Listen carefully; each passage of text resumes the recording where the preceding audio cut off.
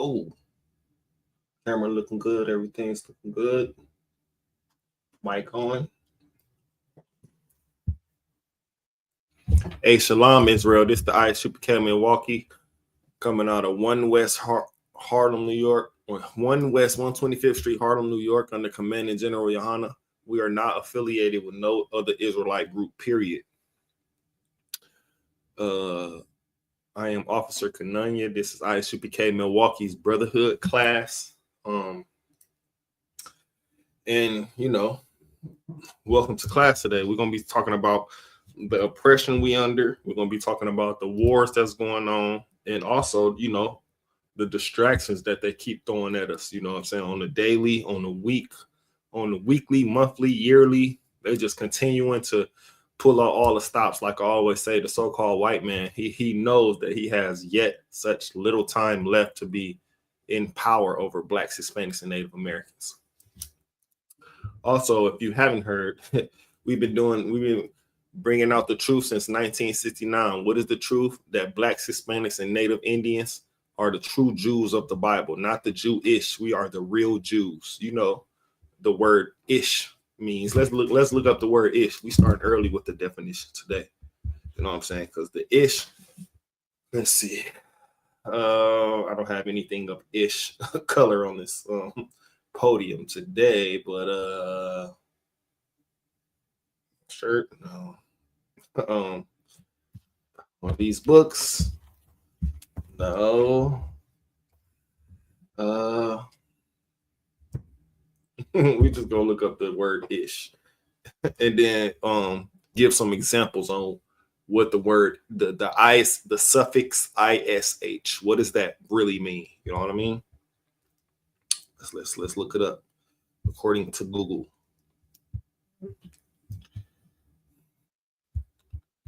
What?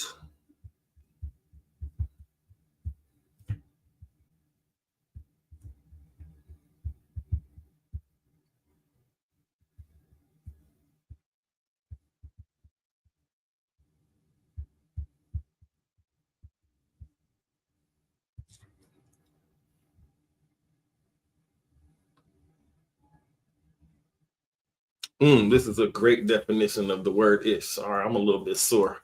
Slocky from, you know, the academy.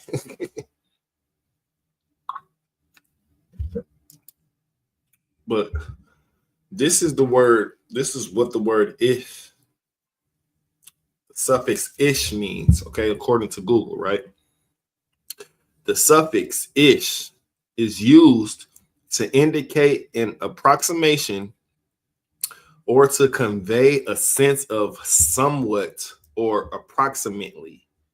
It can be added to nouns and adjectives to describe a variety of things, including, this is the couple of definitions, right? Let's meet at 6-ish. You know what I mean? So it means not, hold on, let me see. Hold on 1 second, y'all. Lee. What are these tall niggas, man? Bring it up. Bring it up. Bring it down. Right there. There we go.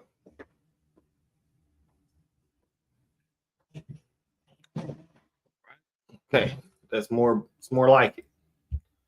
Wait, hold on. Is it really more like it? Okay. All right. More like it. Right. So where was I getting at? Oh, ish. The meaning of ish. Like that's some bull-ish. Right?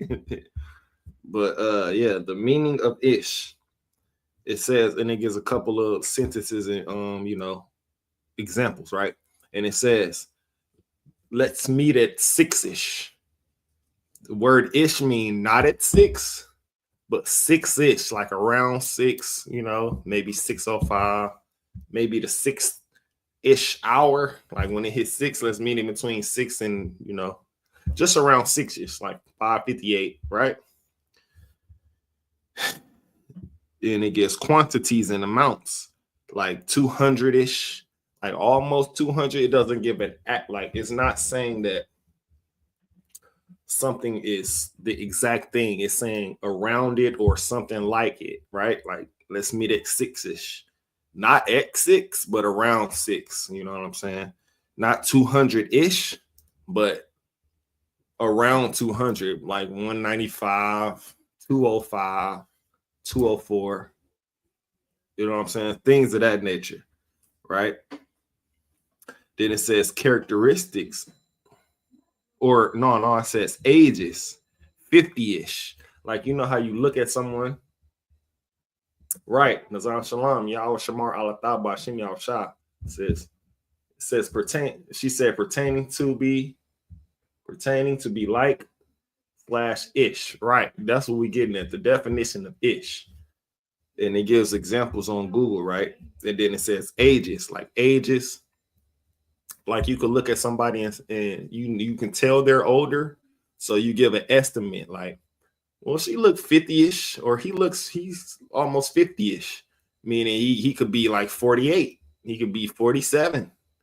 You know what I'm saying? 49, somewhere in there. It's just an estimate, or like it's like a like number. Like they like 50-ish, right?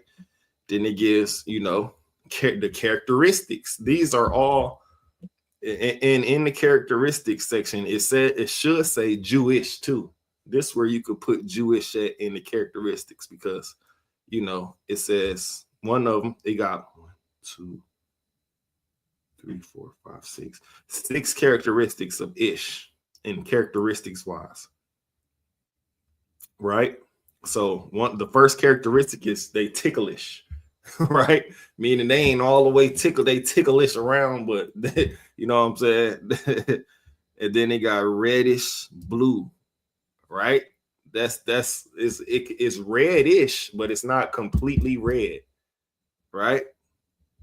And they got stylish, childish, boyish. Then after that, it should say Jewish, because y'all somewhat, like Nizam said, pertaining to be like / or ish.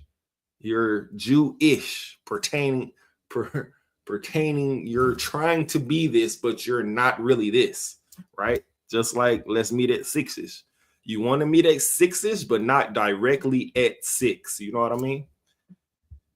And then it goes further down, and then it gives an example. And then it says ish is commonly used that it has become a word of its own. Ish is so commonly used that it became a word of its own. For example, you can respond to the question, do you want to meet at 7? And respond with ish. An English speaker will understand that you want to meet around then. And that's exactly what Jewish is. You know what I'm saying? It's not a real Jew. It's not the Jew. It's ish, like pertaining to something like. It's not fully Jew. They're ish. That's why they do it. Everything they do is completely backwards to what we do. Like they cover the crown of their head with, you know, the yarmulke.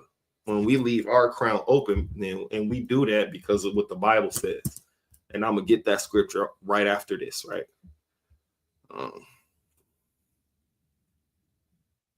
And then it says, here are some other examples of ish in use. He had a sort of reddish beard. She was oldish, about 60, I'd say. Exactly. That's where I'm getting the estimate of. Like, it's not giving the direct thing of she's 60. It says she's 60-ish, meaning not exactly 60, but something like 60, right? We'll start at 7-ish, not exactly at 7, but 7-ish, meaning around that time. The team includes 20-ish cold crackers. 20-ish cold crackers, meaning it's how many is 20-ish. They don't got the right, they don't got the accurate number, but it looks like 20-ish. That's the same thing as Jewish. You know what I'm saying? They they pretend to be like the real Jew, but they not really the Jew. The Jew is the so-called black man, which comes from the tribe of Judah. right?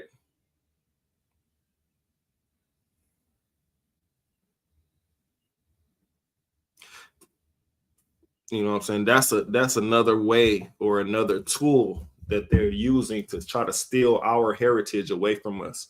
Being saying that they're Jewish, not even calling us Jews. So when you ask a Jewish person or when you meet a Jewish person, you ask them like, what does Jewish mean? What is the ish on Jewish? Because we know what reddish is, we know what 20-ish is, we know what Medex 6-ish is. It means not, we ain't meeting directly at 6, we're meeting at 6-ish, right?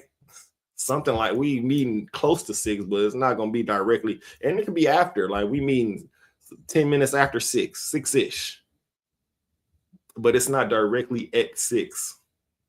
That's another way of oppression, because another way of identity theft. They want to be us so bad that they created a so-called religion off the backs of Blacks, Hispanics, and Native Indians by saying that they're Jewish. You know what I'm saying? And it's amongst a whole heap of things that they did to oppress us, to suppress our true identity, to, you know, just have us confused, discombobulated, and, you know what I'm saying, partaking in being a part of their ideal of a world, Salakia, which is, you know, the holidays, you know, what's coming up, Thanksgiving. You know, they got them people out there early with them bells. You go in the grocery store, you see them people ringing them bells. Ding, ding, ding, ding, ding. Happy holidays and all that. You put a quarter or two in the bucket. You know what I'm saying? They say they giving it to charity or giving it to a good cause, but who really knows, right? Who really knows?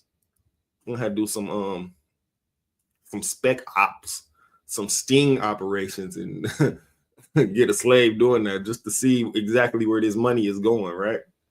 I think I will be good at being a sting operation in the world. Like I get a slave doing that just to see if they really putting this money to the good cause or if they collecting it all. And you know, it's just like those things when you go in McDonald's or Burger King, or they got the little the change thing, the dollar thing that's in front of the register that says it goes to kids in hospitals and things of that nature. But who really knows where this money goes? They could be telling us anything, just like how, you know, the Jewish, the Jewish. You know, you ask a Jewish man what the ish mean, he ain't gonna be able to tell you. He's just gonna say it's a part of that word. When we know ish means not really that, but it's somewhat or pertaining to that. Like my shirt is bluish, but it's not really blue. It's bluish, some color bluish in between blue and green. So it's more blue than green, so it's bluish, right? Just like the Jewish man, right? It's Slocky. But the title of this class tonight is called We Are Under Oppression, because obviously, if you can't tell by now, I'm sure the men and women, the sisters and brothers in the ISUPK, we know that we are under our oppression still to this day.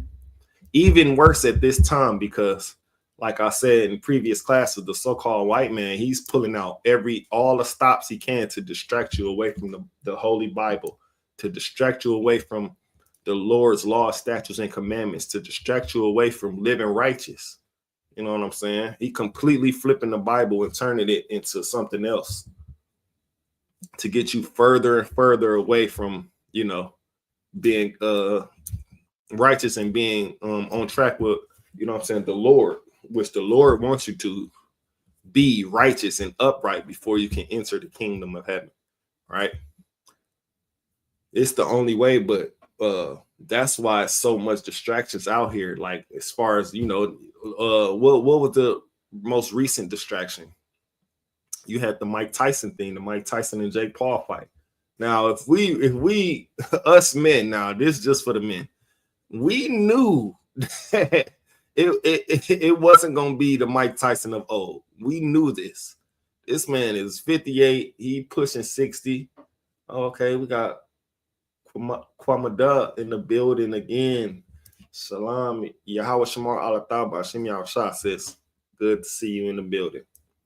But we knew that it wasn't going to be like it's entertaining as the old Mike Tyson fights, right? And we don't even mention Jake Paul because it's a rumor that most of his fights is like fixed for him to win, you know what I'm saying? Things of that nature. But we knew, okay, because Mike Tyson, he can draw like a good crowd, right? Everybody since I was little was throwing Mike Tyson fight parties. You know what I'm saying? And then some of them being disappointed because, you know, Mike Tyson used to get them out of there first round. First, second round, you done paid $30 for pay-per-view, and it's over in 30 seconds. You know what I'm saying? But we all knew that Mike Tyson was going to draw a big crowd. So the suspense, and then he made it even more. What's like it? Believe they built Esau up to a great white hype. Exactly. I'm gonna get to that, right?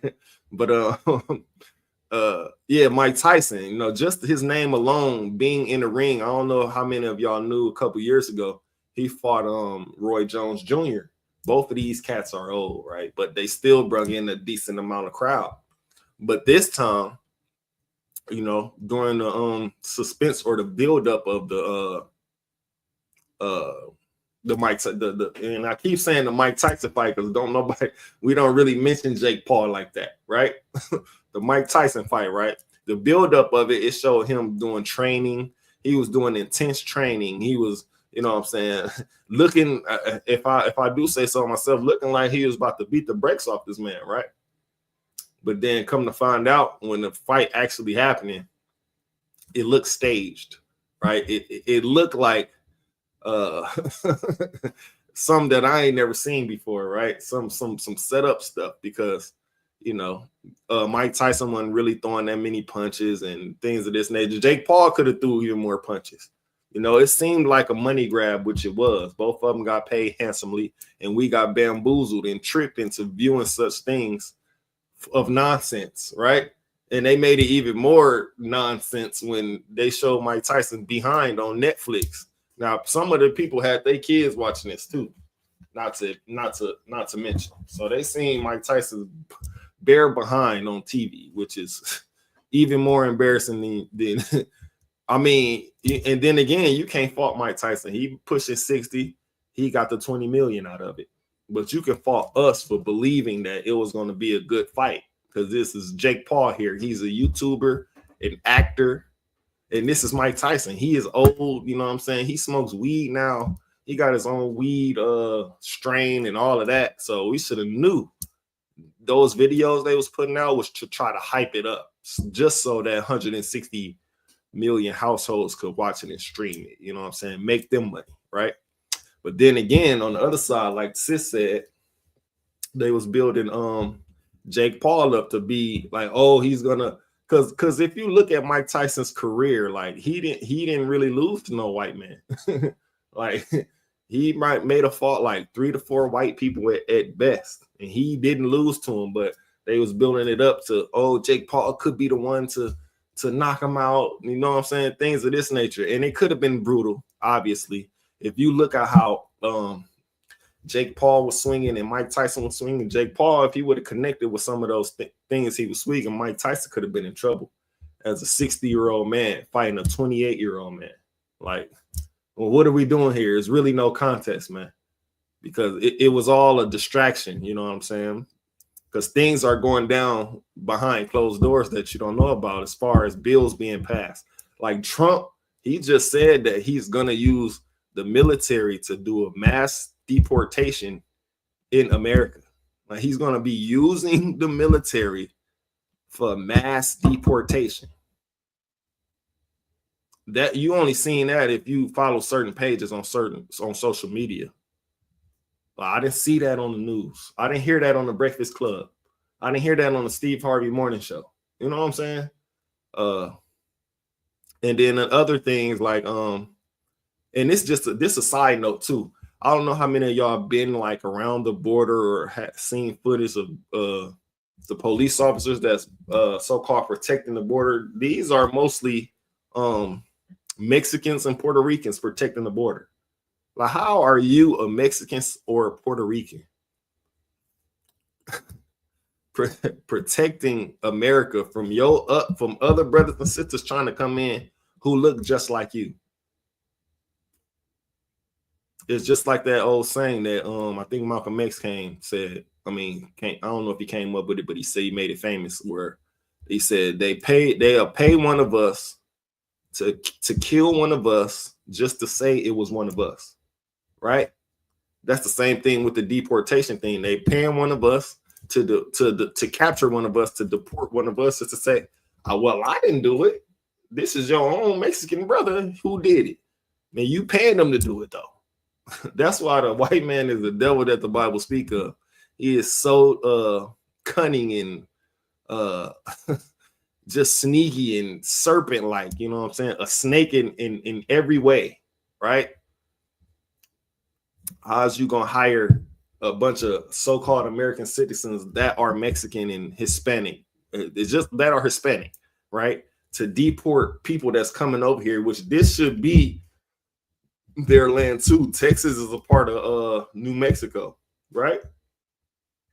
Until they divide, like if y'all look on the map and y'all see all them lines that separating the states, those wasn't there before. It was just an open state. It was just an open America was open, not dividing no land. Like Milwaukee and Chicago wasn't divided. It was just a whole part of mass land, right?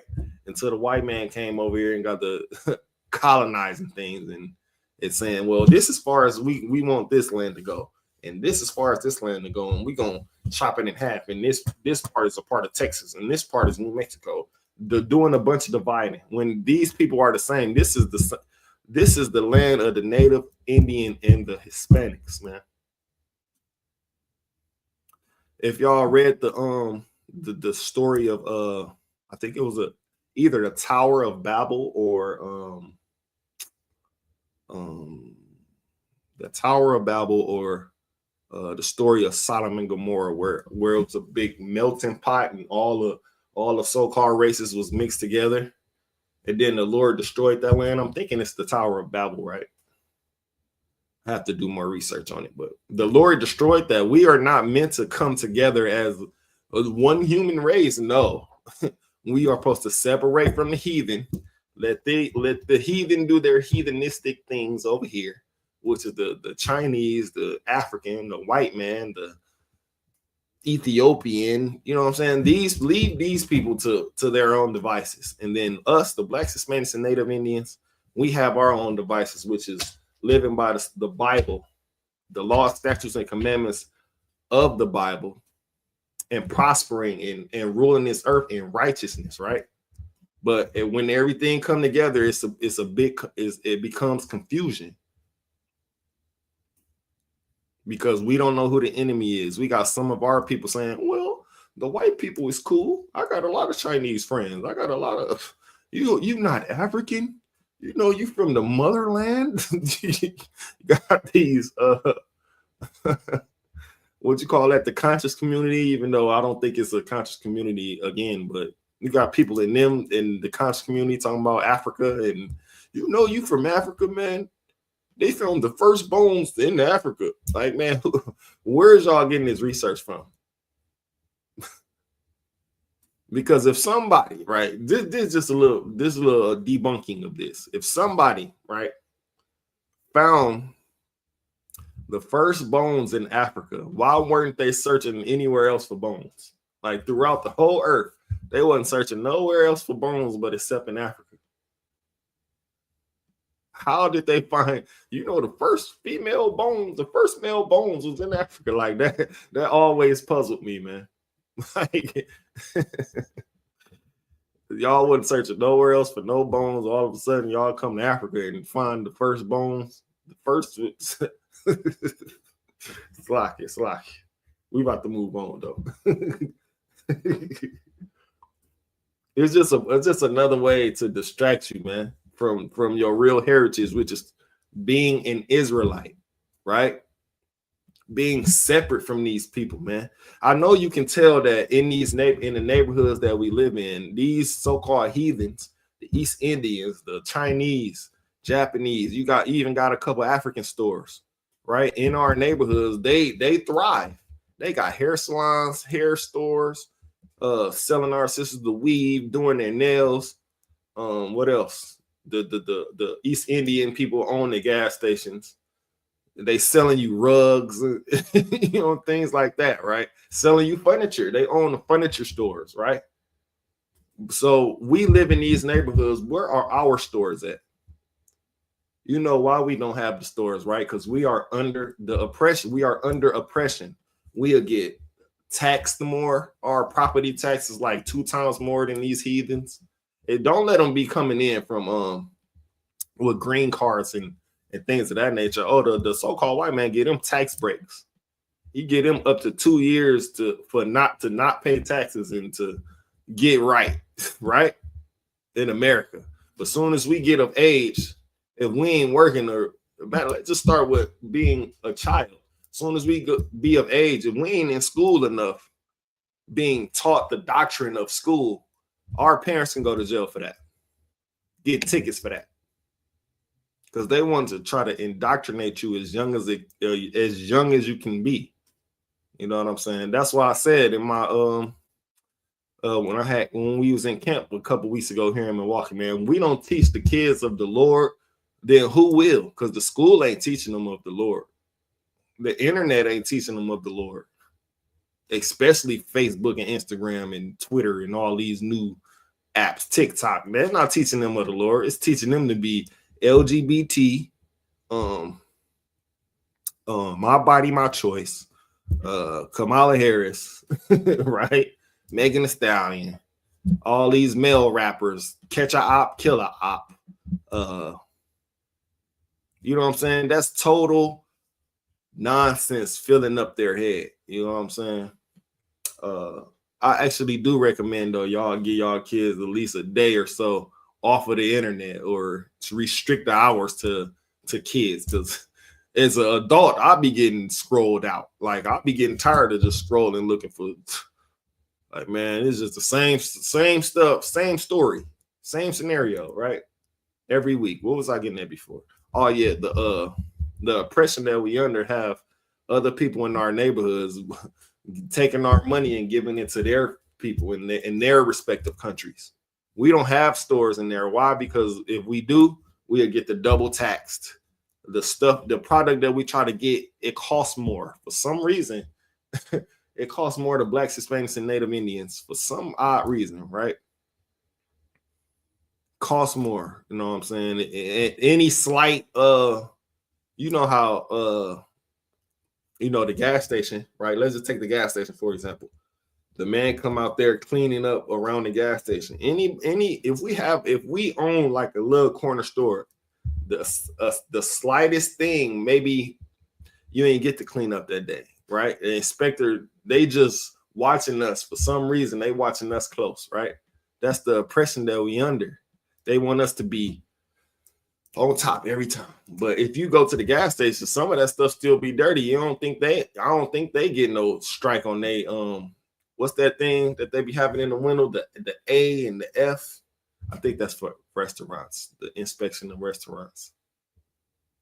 But even that too, though, because I can go into a whole detail about the restaurants that I've been into that maybe had roach infested, rodents, just nasty, right? But they're not shut down because they're ran by East Indians or Africans or Chinese people, right?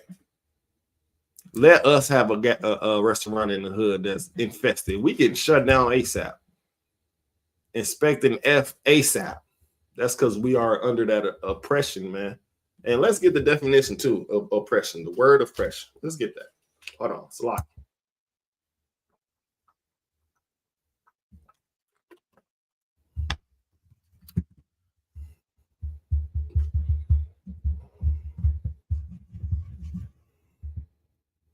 Come on, man. Okay, yeah, I had it pulled up already, right? This is the definition of oppression, right? Prolonged, cruel, or unjust treatment or control. that describes what's happening to us to a T, like word for word. Prolonged, like it's never gonna stop until we have to make a change to that. We have to pull our spirit out of America. We have to pull our funds out of these heathen gas stations and neighborhoods and stores. You know what I'm saying? I know the women like to get their hair did with certain hairstyles, get their nails done, you know what I'm saying? Things of that nature, right?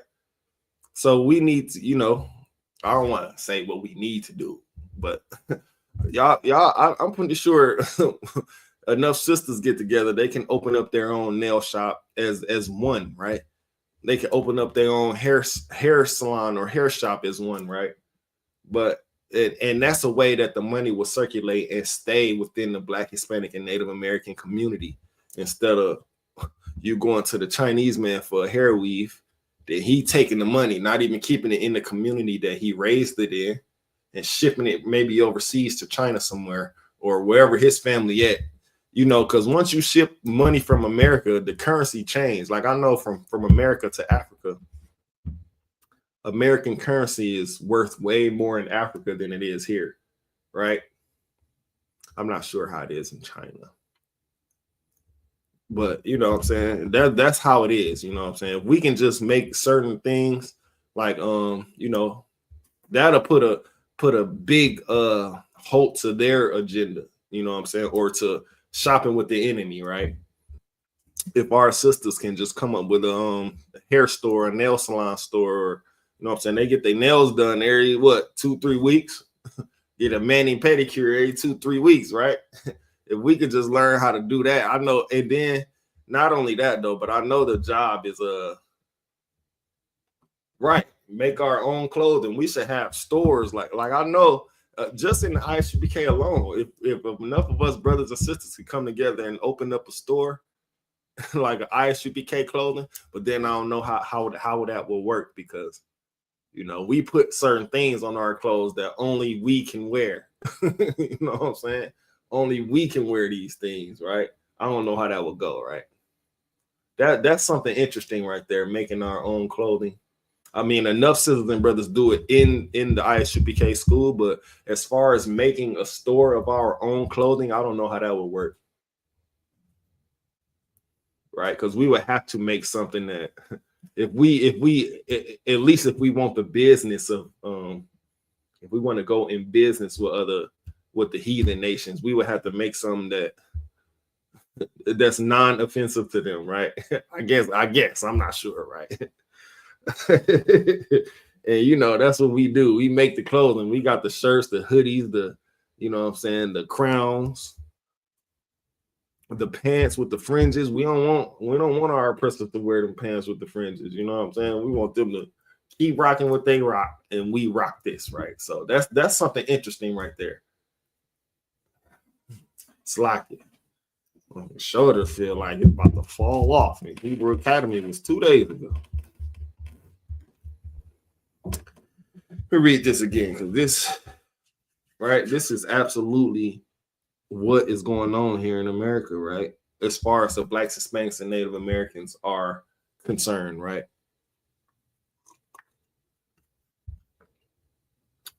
The definition of oppression. Dang, I forgot what scripture I said I'm gonna get. Maybe it'll come to me. Oppression, right? Prolonged, cruel, or unjust treatment or control.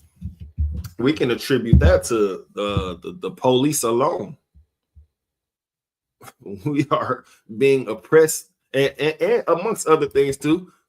It could be not getting that slave that you wanted, not getting that raise that you wanted. That could be oppression. Not getting that certain house in a certain neighborhood that you wanted. You're oppressed by that. Being oppressed by these many inflations of goods or food, right? Things being inflated, things costing more than it should cost. Like, that's oppression right there. Not being able to grow to grow food freely, that's oppression. Now, you need some type of permit or some type of something to grow your own food. If you ain't got no farm or no thing like that, you can't just go out in your front yard and start growing food. You're going to need a permit for that, or you're going to jail, right? Salaki. Kormada says, damn right, sir. We need our own. I'm definitely working on a faster. Oh, on a foster. Salaki says the word's little from here. I'm kind of far back, but it said, I'm definitely working on a foster care for our children. That's damn right. You know what I'm saying? We need to teach us. We don't need to be going to these schools that got white teachers, or not even just white teachers that pump the agenda of America, which is they go by these pronouns, she, her. They dressing in rainbow colors, making it seem okay for you. And again, like I always say, children are sponges, especially when they hit the high school from 14 to about 18.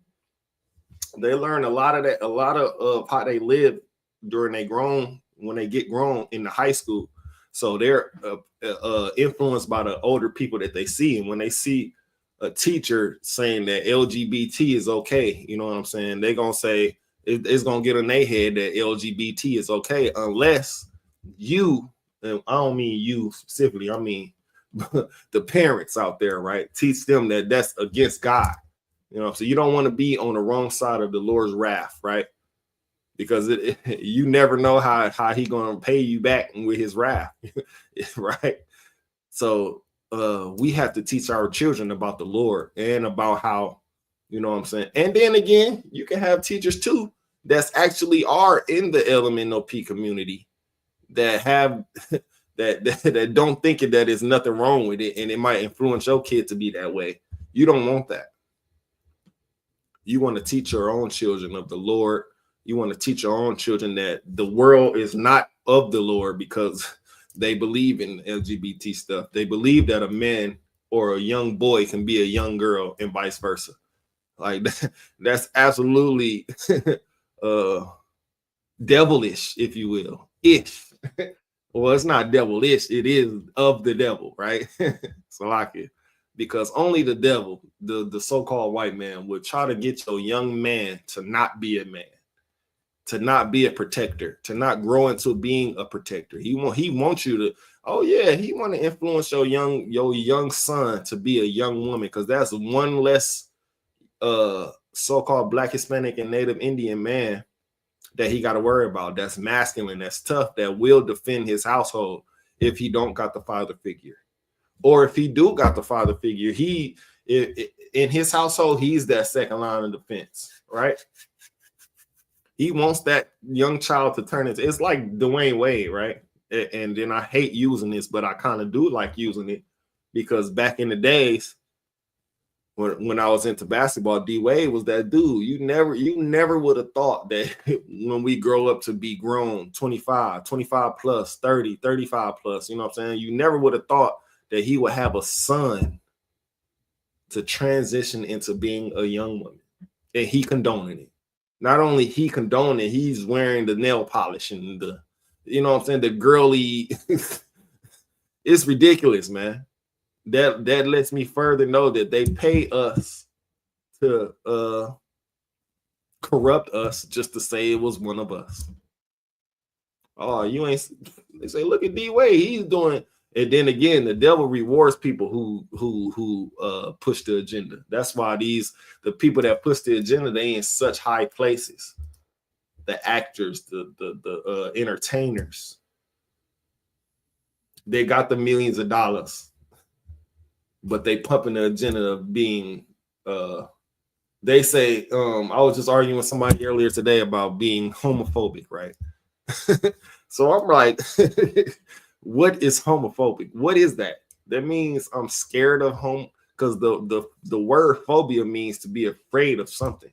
So this means that I'm afraid of homosexuality. Is that what they're trying to say? I do not get that, homophobic.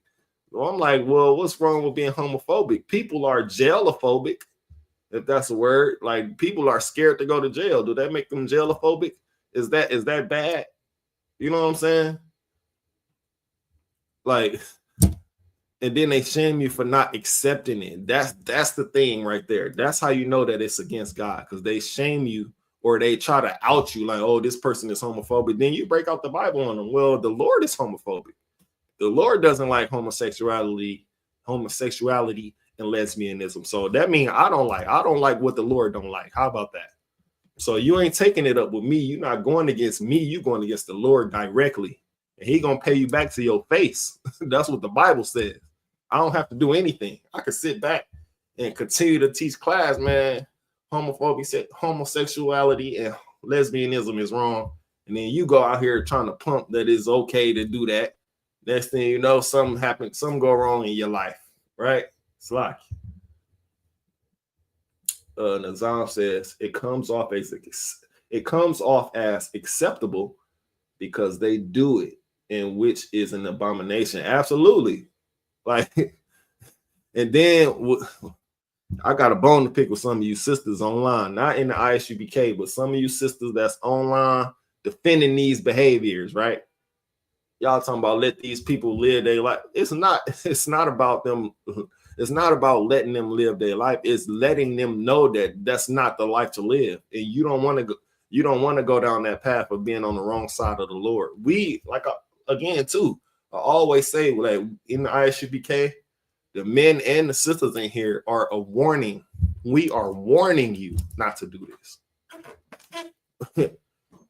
We are warning you to straighten your life up and get off the drugs. Straighten your life up and get off the drug called Christianity. Straighten your life up and get out of the LGBT community. Straighten your life up and stop living for America. Stop celebrating these holidays, because it's only taking money out your pocket. And then you celebrate the same thing every year, which is the death of your people. When they first founded, like, holidays like the 4th of July, your people was in chains, man, in slavery, under literal oppression, cruel and unusual punishment. I think I'm saying a different definition of something else, but that's the same thing. Right? Prolonged cruelty and unjust treatment or control. Like, when these holidays when they first came about, you were in chains. When the Constitution first came about, you were in chains. Being chased, it's a thing called slave patrol. Google that. Look on YouTube about slave control, right? You were in chains. And if you just so happen to run away, you will get either slashes, your foot cut off, branded, you name it, cruelty. You were under oppression, man. Let's get that. Surely oppression make a wise man mad, right? Let's get that. These are just some examples, not even including the things that the women had to go through as far as being how would I say, sexually assaulted by the so-called slave master, right? Like, we were and still are, we oppressed in so many ways. That's why I can't see how you would actually be in a relationship with these people.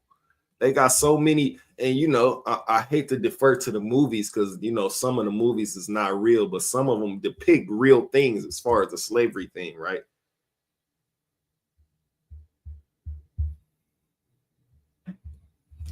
But just seeing that on screen, right? Just seeing that and knowing that that's something that happened. I can't see how some of our sisters would even look at the so-called white man as a person worthy of, y'all get what I'm saying out there? Like, sometimes it be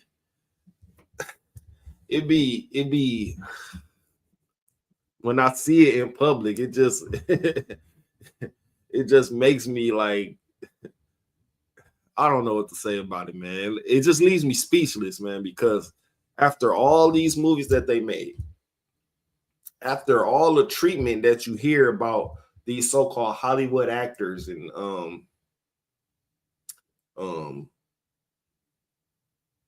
you know, at one time, Monique and Netflix, how she was saying Netflix was racist. Nene and Basketball Wives, how she was saying they racist. Right? I can't see how you would actually want to be in a exactly like the movie Django. Like this. I mean, that was like a comedy, but I can't see how some of our sisters would actually try to be amongst these white people as their I don't even want to say it, man, as their spouse. Just to think of the things that they've done. And then again, you know, you always got the people that say, well, I didn't enslave these people. I didn't enslave y'all. No, you didn't, but your forefathers did. Your father did. You still a part of that. Don't think you ain't just because you want to help black people now and you want to do all this. You still a part of that, bro. You're not getting away when it's time, bro. Just know that.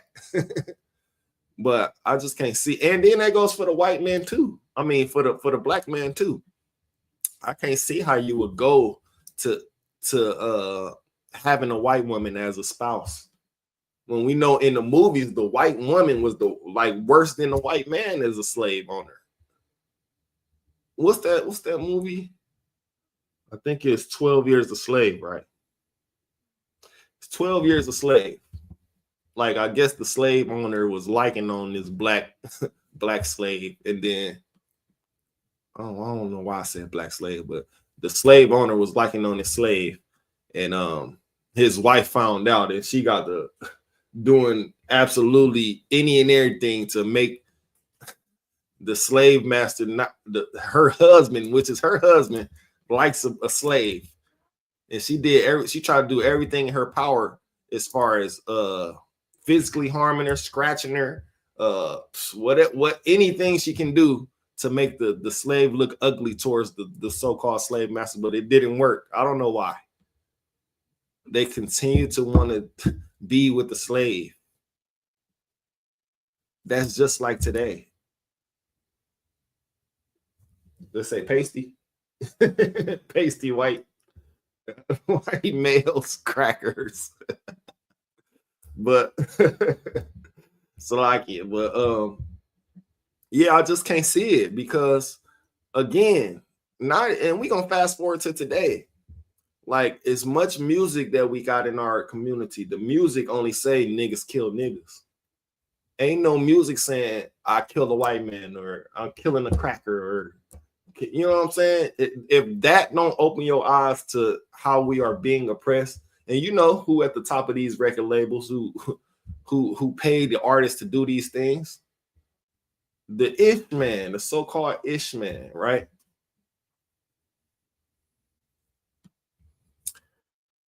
We have to learn. We have to not make marriages with these people, man. I'm gonna get that instead of Shirley oppression, because I always talk about Shirley oppression, but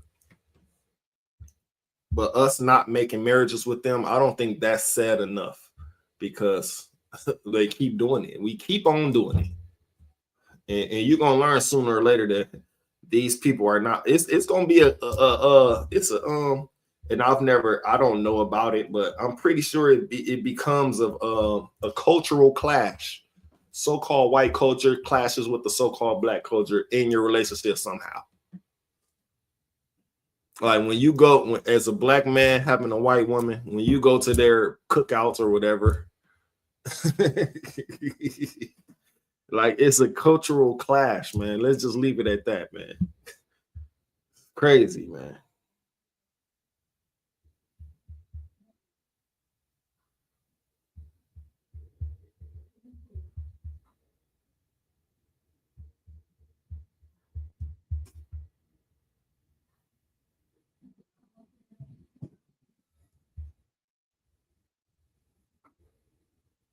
Salakia, 1 second, y'all. Okay, let's get that. Deuteronomy 7:3. We just talked about this the other day. Deuteronomy 7:3, man.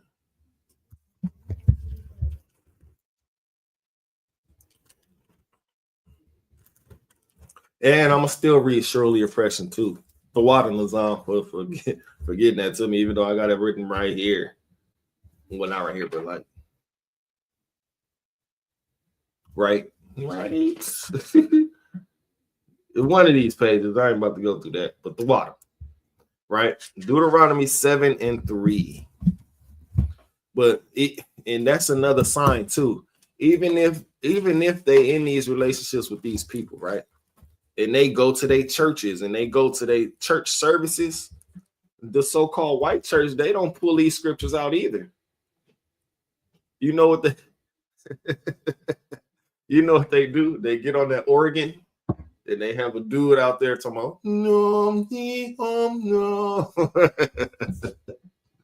Right? They don't bring out those scriptures that's critical for you to go home and think about, or that's critical for you to do some research on. They do the same thing. Well, they church is more of a dark, it's like a dark, a dark goth type of thing, but in church wise, right? But they got more of a when they get on the organ and they have somebody over there talking about some right. I've never been to a white church, but I've seen it on TV. You know what I'm saying? Them churches that be on and then again, I'm gonna say this again. I don't know how old y'all is out there, but when I was littler, like maybe around 15, 16, maybe no 13, 14, right? As young as that, and I'm 33 right now. I'm 34 right now, so about 15 years ago. They had churches that used to come on late nights, like 3 a.m., 4 a.m. The white dude, the white pastors used to be in there, and they used to have a music time. Right? They bring the same scriptures out that your Christian pastor, the black ones in the neighborhoods, do. Ain't nothing different. Only thing different is this one is white and this one is black. The music is different, and the times of the day that they actually be on TV, I guess, it's different. But as far as they doctrine, as far as they teachings, they don't teach the law, statutes, and commandments. They teach it's a feeling-based religion with these people, right? So let's get this. This is the book of Deuteronomy, chapter 7 and verse 3. Wait, hold on.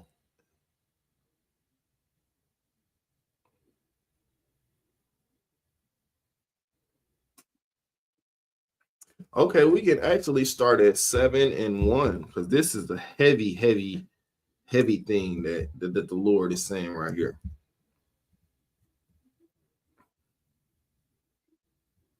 Okay, this is the book of Deuteronomy, chapter 7 and verse 1.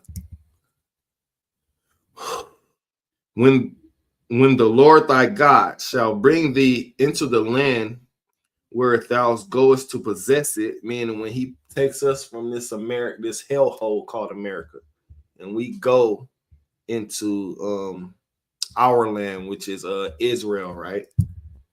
Goest to possess it, and has cast out many nations before thee, the Hittites and the Girgashites and the Amorites and the Canaanites and the Perizzites. It looked like it say parasites because that's they are. And the Hivites and these just the different nations of heathen, right? 7 nations greater and mightier than thou, right? Verse 2.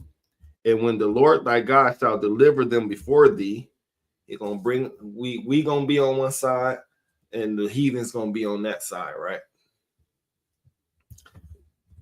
When the Lord thy God shall deliver them before thee, thou shalt smite them and utterly destroy them.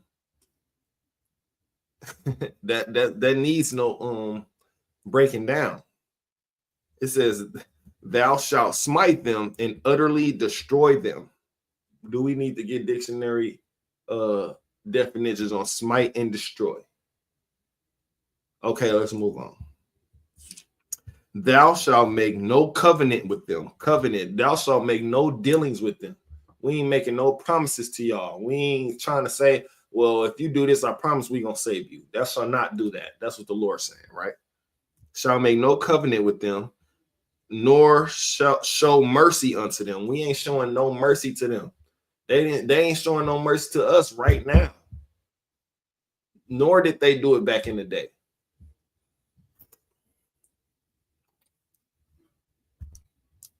It says, thou shalt show no mercy to them. They ain't showing no mercy. They haven't shown and will not show mercy unto us, right? Nor show any mercy unto them. Verse 3. Now, this is the verse. This is the verse that I came to Deuteronomy 7:4, right? And this got to do with the heathen nations, the so-called white man, the Chinese man, you know what I'm saying, the African, Ethiopian, East Indian. That's the ones with the red dots in here. The Arabian. And on another note, side note, if you go in these gas stations, some of these joints stink. Like the smell is weird. I was in one. It's a liquor store down on Fond du Lac. It's ran by the East Indians. Boy, once you get up to that counter, the smell is like excruciating. It's like they don't use American soap or something like that. Because boy. Right? Now, Deuteronomy chapter 7, verse 3 says, neither shalt thou make marriages with them. Thy daughter shall that slacky. Let me read that over. Neither shalt thou make marriages with them. Thy daughter thou shalt not give unto his son, nor his daughter shalt thou take unto thy son. Meaning, man, you can't be trying to get and I know a lot of us sisters do it for financial gain. But the Lord in verse 3 says, you shall not make marriages unto them at all. Now financial gain is something that America said is a top priority, right? That's why the divorce rate is so high, you know what I'm saying, amongst men and women. Women gonna try to get the money out you. But thou shalt not make marriages with them, even for the financial gain, even for a high position in your slavery. For no reason at all, you shouldn't make marriages with these people. That's what the Lord says.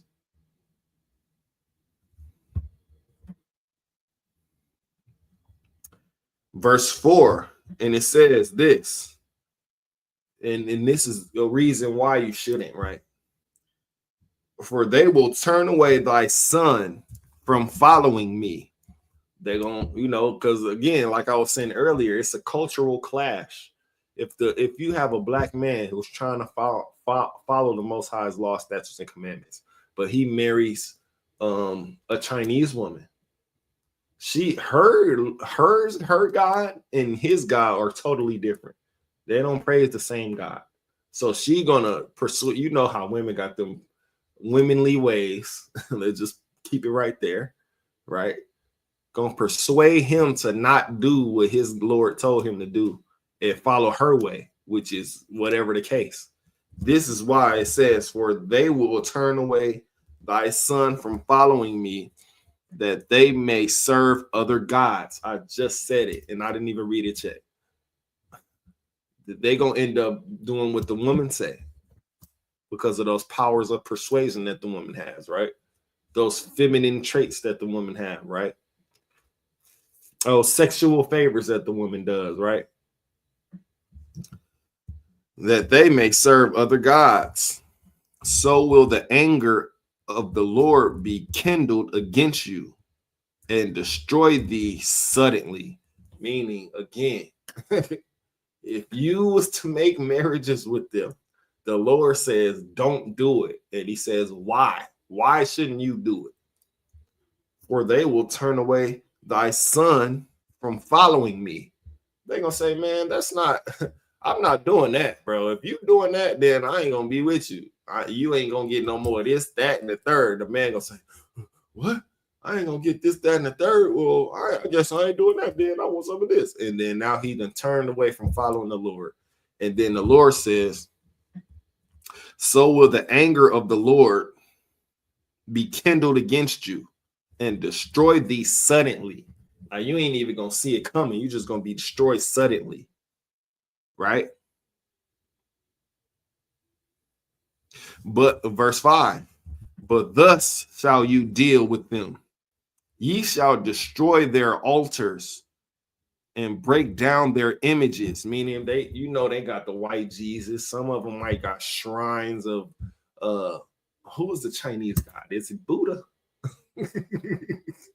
Or is it that blue statue with the multiple hands and shit? Slack it for the language. Slack it to the men above me for the language. Is it that blue? Is it? No, I think that's a Hindu lord. I think it's Buddha, the fat one. Right? The fat Chinese dude is Buddha. Ain't he? I don't know. Because I don't know nothing about these other so-called gods that's in the earth. But I think the so-called Chinese woman's god, or the thing that they praise, is the blue statue with the multiple hands and stuff like that. Or is it Buddha? I think it's Buddha. Is Buddha the fat one? I think the Hindu god is the one with the blue multiple hands. And then Buddha is the Chinese fat one. Yeah, I think that's what that is, right? But verse 5 says, but this shall you deal with them. Like, this is how you deal with them. Verse 3 says, you shouldn't make marriages with them. And then verse 4 says, why? And then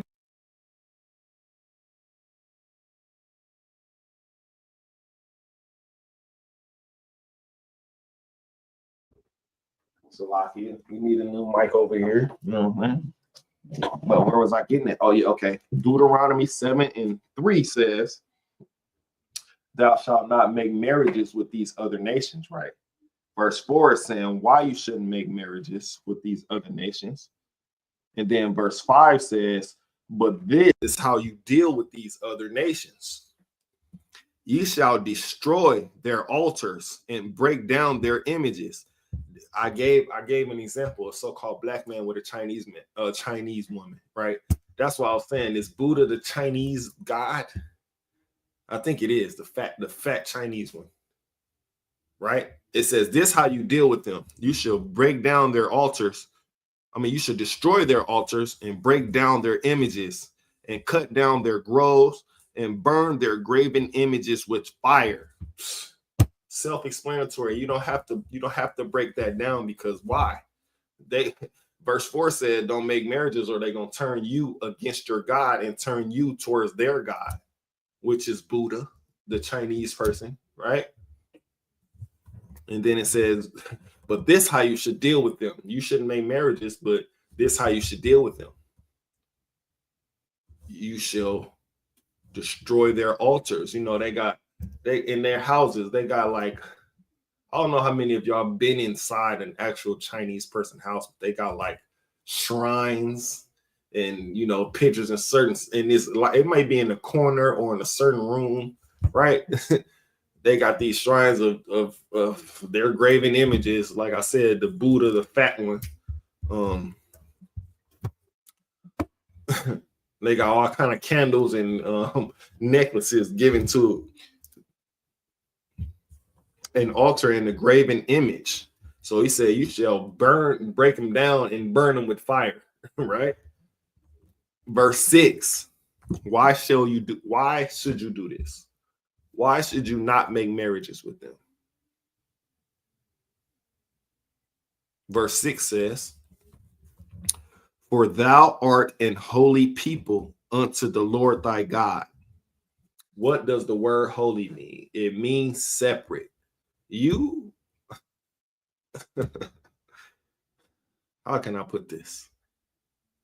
You have to not be equally yoked with a heathen. Like, you can't worship the same things as they worshiping. They worship the Buddhas, the Hindu god with the 18 arms. I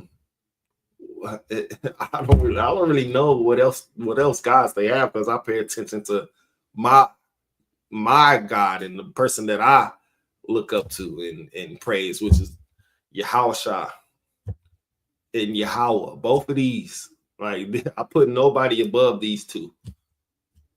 Is Yahweh, man, woman, child, right? That's how it goes.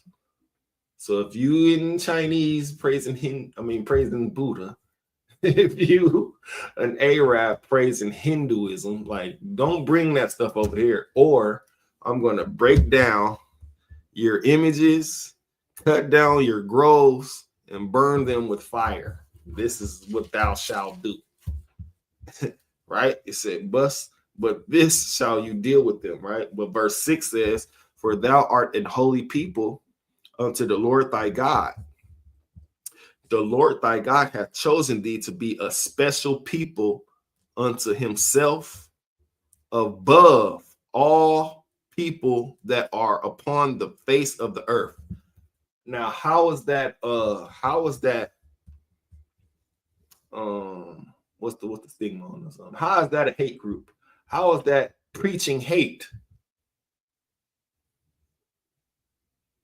Did we we did. I ain't gonna say that. I'm just speaking for the people that was born like 80s, 90s, even 70s, 60s, right? Did we come up with these words in this Bible? We just reading the words out of the Bible, right?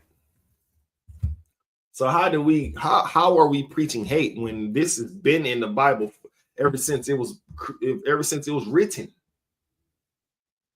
Let me read verse 6 again, because this is the verse right here that have people thinking that we preach hate, have people thinking that we just what else? A cult, right? When I've been said we only out here to teach the Blacks, Hispanics, and Native Indians,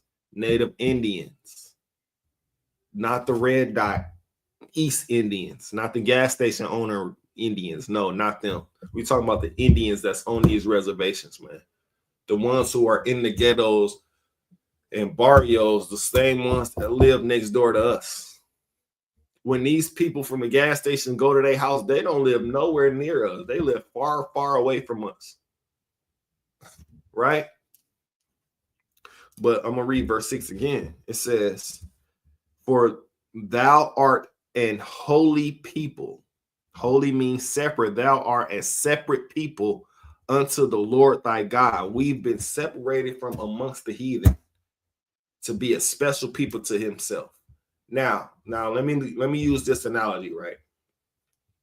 You got several pair of shoes, right? No, you got 7 pair of shoes.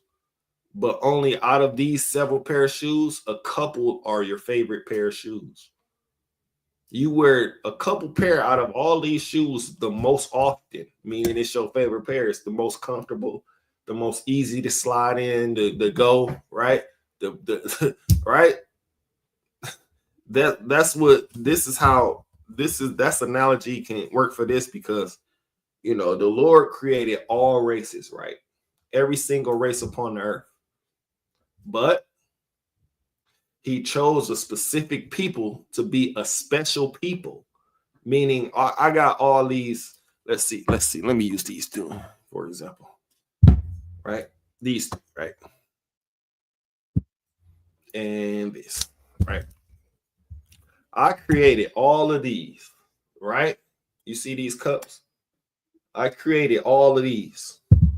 I specifically went, created these. But even though I created all of them, these two are my favorite. So I chose these two, right, to be special unto me. These are my favorite drinking cups, right? Chose these two to be special unto me. I created those. I created all of them. But these two are special unto me, right?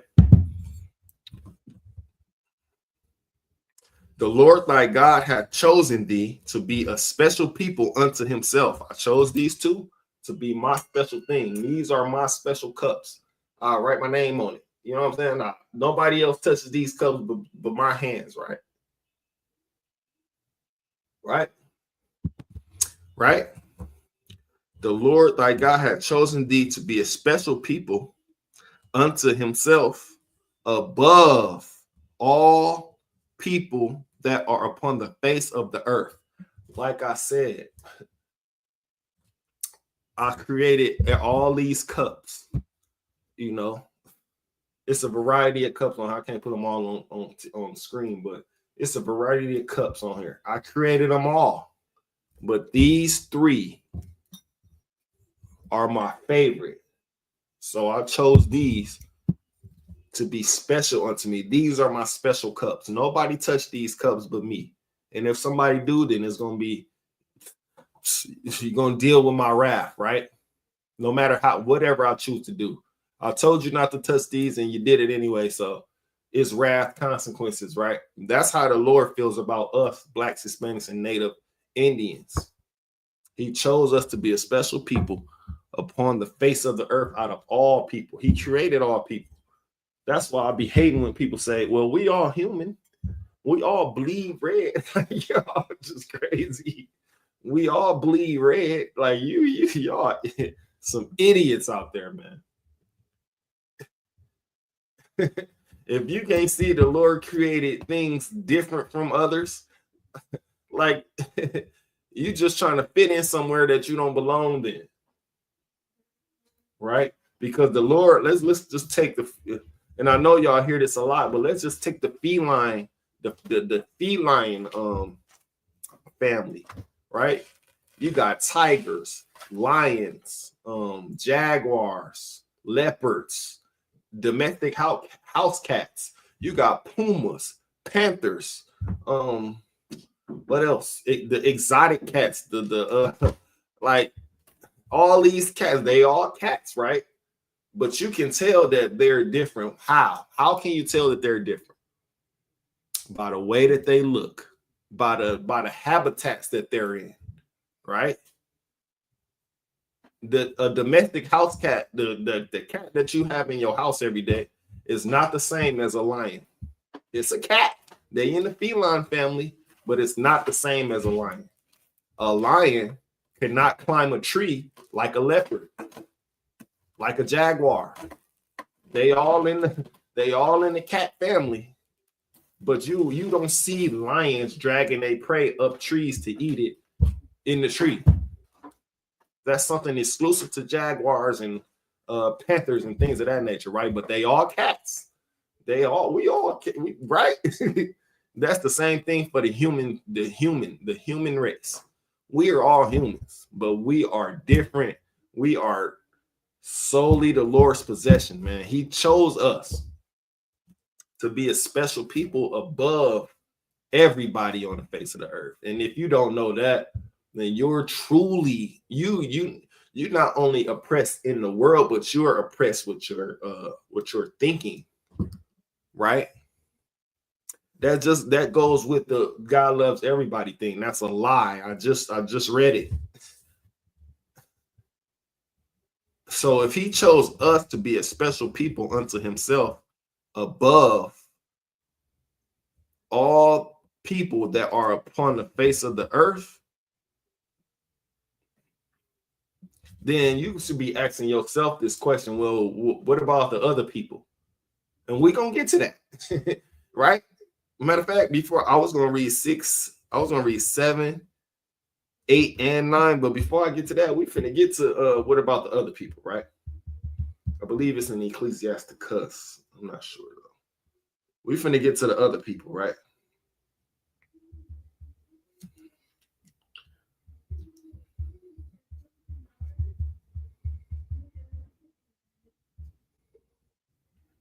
Second Exodus, right? Let's get that real quick, right? because that's the thing too. Our people are so compassionate for others that we just say, well, what about the other people? If the Lord chose us above everybody, if we are a special people unto the Lord, well, what about the other people? That's the compassion that we have for people that hung us from trees, unalived us for no reason, chased us down, mutilated us. You know what I'm saying? Sexually assaulted us in front of kids, our family, our wives, embarrassed us. We still say, well, what about them? That's the compassion we have, man. And if we could just turn that compassion from having it for the heathen nation and having it for ourselves, that'll be a great, terrific start to building our kingdom back up to where it's supposed to be, right? But second Exodus chapter 6. Chapter 6 and verse. Chapter 6 and verse 56. Okay, yeah. So let me read. I'm gonna read Deuteronomy 7 and 6, and then I'm gonna go immediately to second Exodus 6 and 56. Right. This is the book of Deuteronomy. Make sure I ain't on mute. Look, okay, Dazan, that's what I'm talking about. You must got your notes right there in front of you, or you must been in class for a while to know that right off the top of the head, right? Because she freestyled that.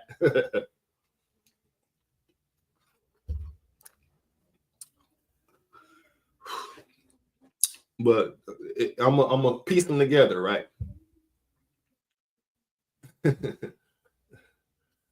I'm gonna piece them together, right?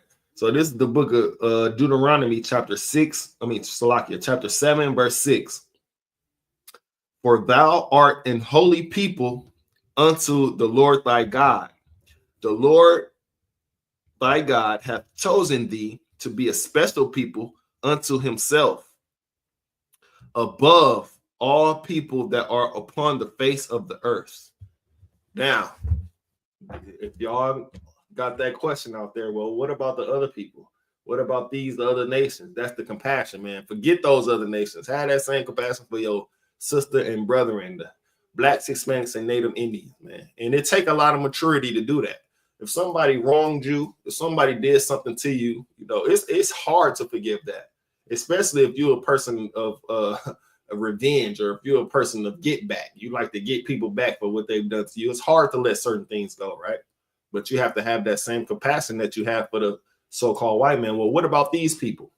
You have to have that compassion for your brother. Well, okay, I forgive you, but you know what I'm saying, I want to let you know to never do that again, because it takes me into a certain place where I don't want to be, right?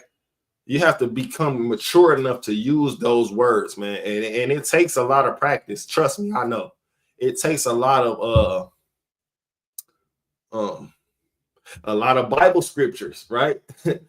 Forgive seven times 70. It takes a lot of that, right? But let's move to this. Second Exodus chapter 6 and verse 56. As for the other people. Now, this is direct, right? As for the other people.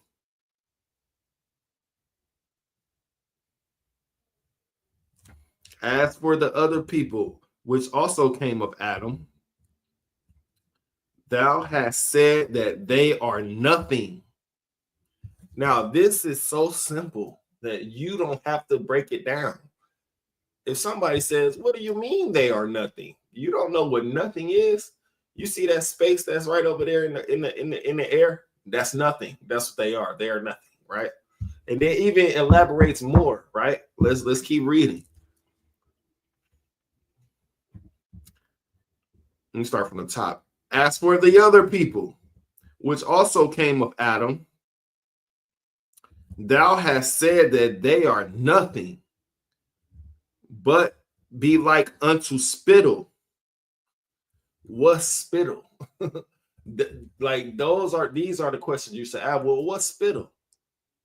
Spittle is like, when you have some phlegm in your mouth and you do a little bit, or you spit over there on the ground, you're not worried about that spit. You just had to get it out because it was either messing up your breathing patterns or messing up the way you're talking, right? That's the spittle, right? It says, They are nothing but be like unto spittle. It has likened the abundance of them unto a drop that falleth from a vessel, meaning, right, irrelevant spit. Like these people, they might be on top right now, but if we can come back to the law, statutes, and commandments, Blacks, Hispanics, Native Indians, the ones that's on reservations right now, not the gas station owning, prospering, not those people. Because why would they need saving? The people on these reservations need saving. The people in the ghettos and the barrios need saving. The people under oppression that's getting a rent raise for no reason, that's oppression. Those people need saving. The people that's behind in their bills, especially if they live in righteous unto the Lord, those the people that need saving. Why would the so-called gas station Indian need saving? He got a gas station. You need gas almost every other day, right? The Lord says, man, these people are unto spittle. And then it says, and has likened the abundance of them unto a drop that falleth from a vessel. And this is the most common comparison. When you getting some water, right? Or when you cleaning some dishes and you turn that water off and then the last little drop out the faucet drop, that's the comparison the Lord, that's the comparison the Lord is telling us that the rest of the nations is. That small last drop from the faucet that you just turned off, that's comparable to all the rest of the nations. That's how the Lord sees the rest of the nations, as spittle, a small drop from a vessel, meaning they ain't nearly as relevant as the Blacks, Hispanics, and Native American Indians are unto the Lord. That's why it's so important, man, that we come back and we I don't want to say try, we have to start doing. We have to be a part of the doing, and not trying. We've been trying for years. It's time to start doing, man, because it's nearer the end. That's why you see so many of the distractions that the so-called white man is doing coming back to back to back. Right. They don't even matter. And it's a reason why they ruling this earth. They on top right now. It's the reason why. I'm gonna get that reason in a second. Right. But what was I getting at? What else? Is there more on that?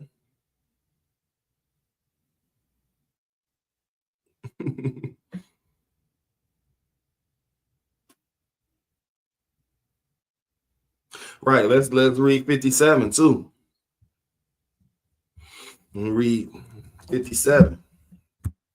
It says, and how, O Lord, behold, these heathen, which have ever been reputed as nothing, have begun to be lords over us and to devour us. Now let's get the reason why. Let's get the reason why. Why are they lords over us? Why do they devour us? Let's get the reason why.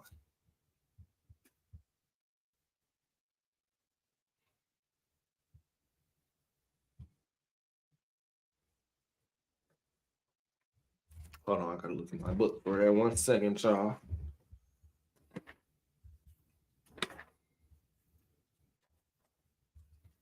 I don't think it's in this book, man.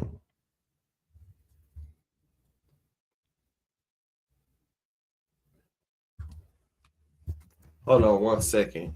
It's not in that book, man. Might be.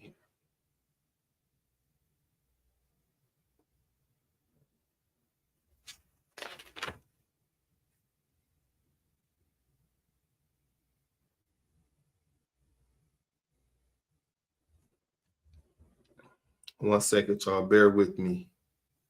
Bear with me.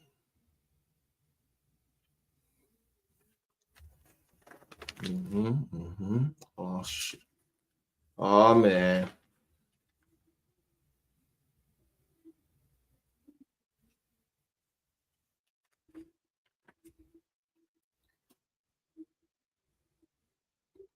Okay.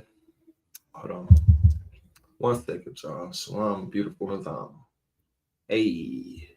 Hold on.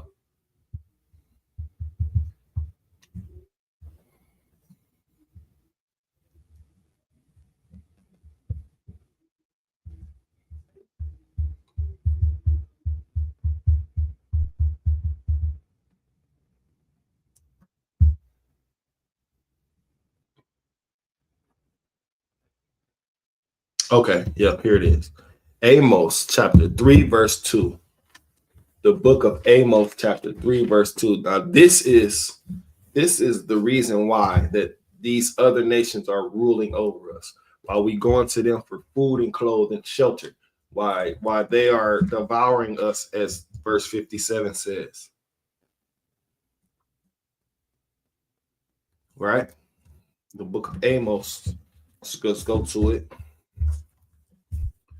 You know what I'm saying? The book of Amos.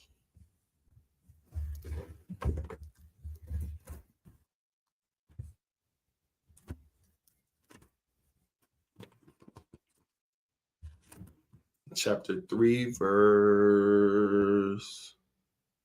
Okay, we can start at 1. Y'all, let me know when y'all there or not. But this is the reason why, Slaki.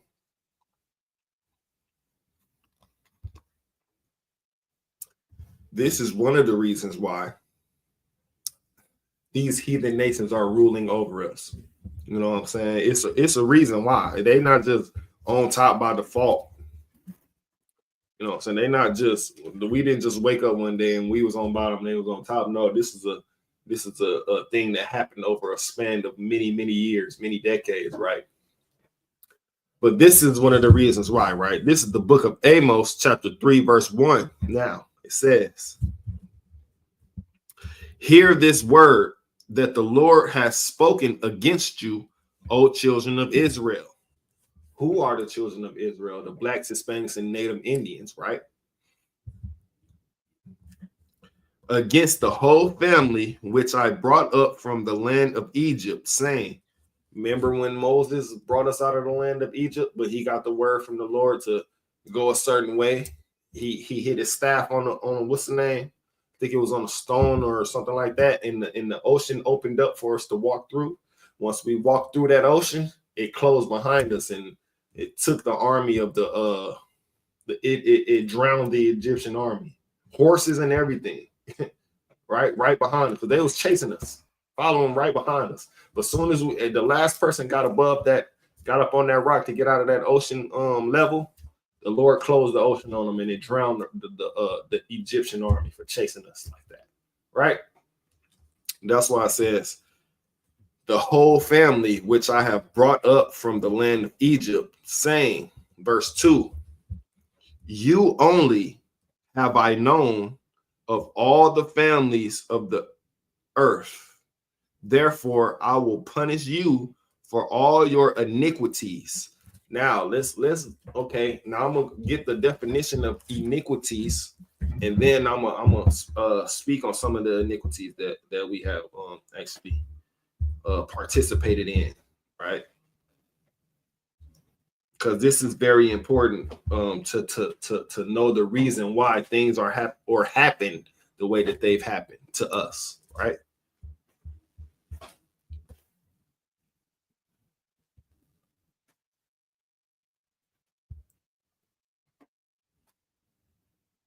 Oh man, I messed up. Okay, here we go.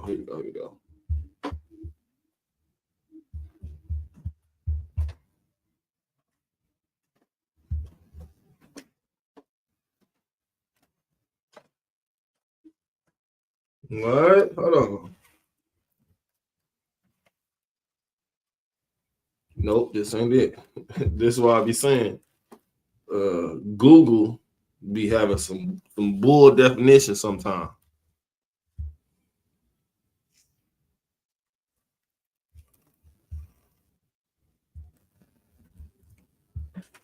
Yeah, let's go ahead and get the Zonda fan back.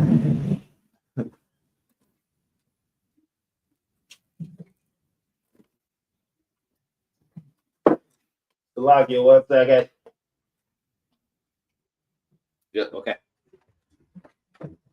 Just get the Zonda fan real quick. Let's find the definition of iniquity. As it says,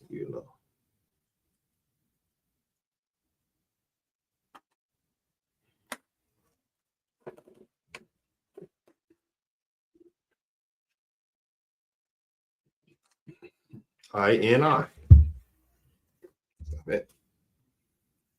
Salakia, bear with me 1 second, y'all. I'm trying to get the definition from the Zonda fan of iniquity.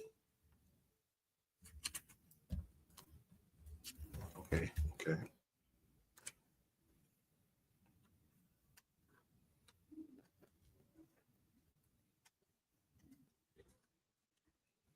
Don't tell me it's not in here.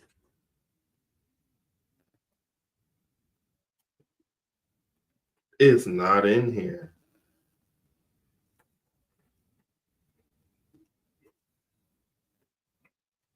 Because Google's definition is not accurate.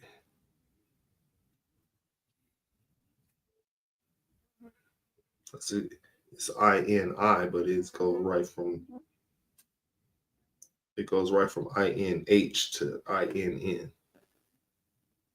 Let me try one more. One more definition, y'all. Bear with me. Hold on.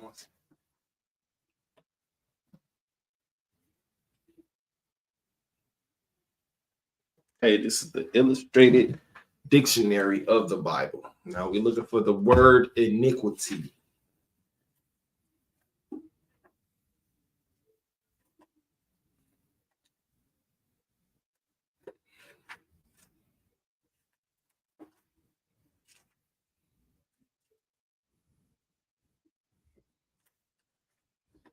Okay, getting close. We still bear with me, y'all. 1 second. Okay.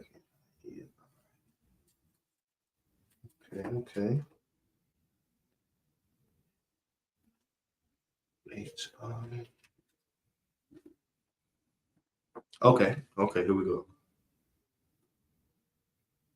Okay, here it is. I got it.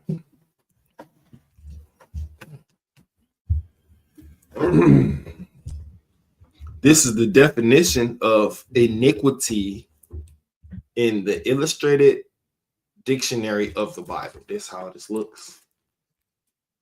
That's how it looks. Right? It says, okay, let me read this before I read the definition. The book of Amos, chapter 3, verse 2. You only have I known of all the families of the earth. Therefore, I will punish you for all your iniquities, right?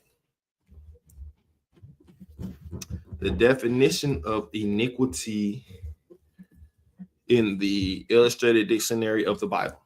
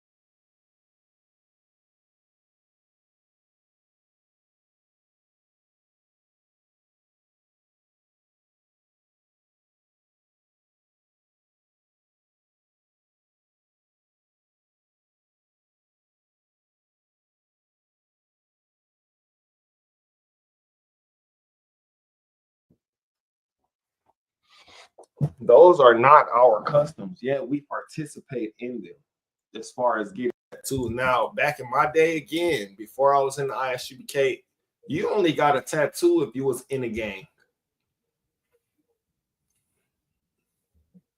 Nowadays, they make tattoos like a way of life, even though we know that that's an Egyptian custom. We know that that's a Greek and Roman custom. Leave that to the so-called white man. They can get tattoos up the yin yang. Let them do that. But then now our women is getting tattooed. Like our women get so tattooed that it be covering their whole body. Like, how am I supposed to see your real body if all I'm looking at is tattoos? And then you saying that that's your culture. No, tattoos came from Egypt, came from Greece, Greek, Roman Cathology things. Those are not our customs. But like I said, they put the face on the tattoos, us. Like they make us the face. Because how? The rappers and stuff got tattooed. They tattooed up. The basketball people got tattooed. They tattooed up. Criminals and gangsters in films, they be tattooed up, and they all be so-called Black, Hispanic, or Native American. Gang members tattooed up. I'm talking about from head to toe, tattooed up. We know that's an Egyptian custom, an African custom, even putting certain markings in our flesh. Right? That's just one of the iniquities that we are being punished for. Making marriages with strangers. Strangers meaning the other nations. Making marriages with the heathen. And thinking that it's okay. It's not okay. Same-sex marriages. It's not okay. These are the iniquities that we are being punished for. And more. More than I can even name. That's why the heathen nation went from here below us to now ruling over us, and we went into their position. Because why not? We doing the same thing they doing. How are we separate from these people if we doing the same thing they doing? That's why the Lord is punishing us, because you only have I known of all the families of the earth. Therefore, I will punish you for all your iniquities. It didn't say I'm going to be punishing every single person on the earth because of everybody's iniquity. No, it said you only have I known. So I'm going to punish you. That's just like a parent, right? Say a parent, you know what I'm saying? Let's see, catch their kid doing like some graffiti or something, right? And they kids with another kid. That parent don't know that other kid. The parent gonna say, I'm gonna punish you. I'm not gonna punish them. I don't know them. But you getting punished for your iniquities, for the things that you did. I'm punishing you. That's just like that.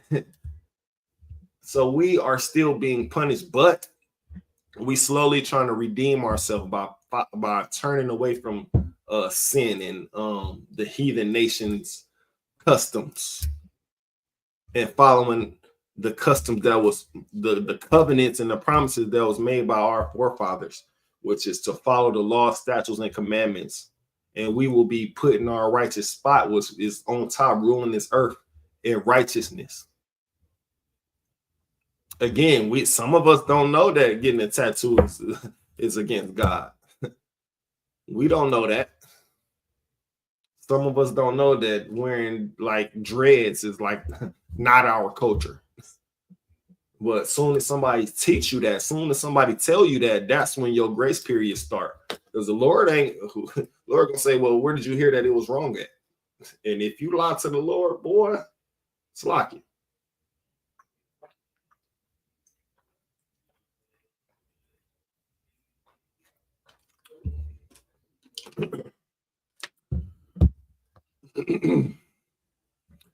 But on top of all that, that's why we are under oppression too. Because we not living separate from these so-called heathens. We participating in everything they doing. Some of us got Christmas trees, Christmas lights up. Our house is lit up.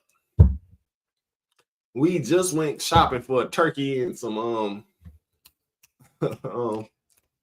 turkeys, candy yams, what you call that purple stuff? Is that purple? It's like burgundy. Cranberry. Right? You got the ham, which is mostly unlawful food. Like they got greens with the bacon in it, unlawful. They got the whole ham, unlawful. But where do they cook this up at? In church. Where do they have the feast of Thanksgiving at? In church. Like, how are you a pastor and you're not following the law, statutes, and commandments? You actually committing sin by eating this pork, eating this ham. These are the iniquities that we are being punished for. Because how are we living separate? How are we living holy? If we doing the same thing the heathens do, how is that? These are the things you have to ask yourself, and ultimately ask if you in a Christian church somewhere, in a Muslim mosque, ask these people, how are we living separate if we doing the exact same thing as them? About to celebrate Thanksgiving.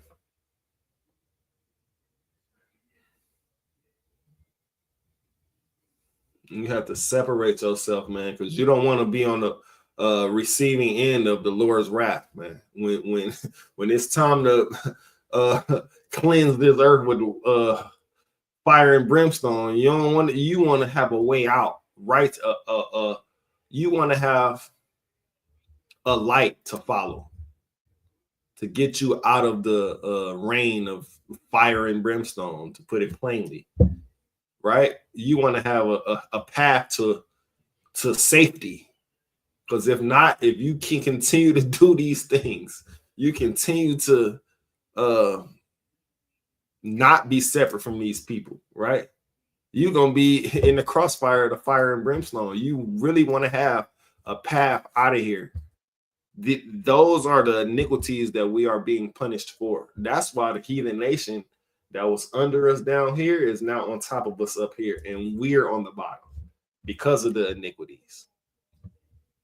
And we looked up the definition of iniquity, and we said again, just for class purposes, right?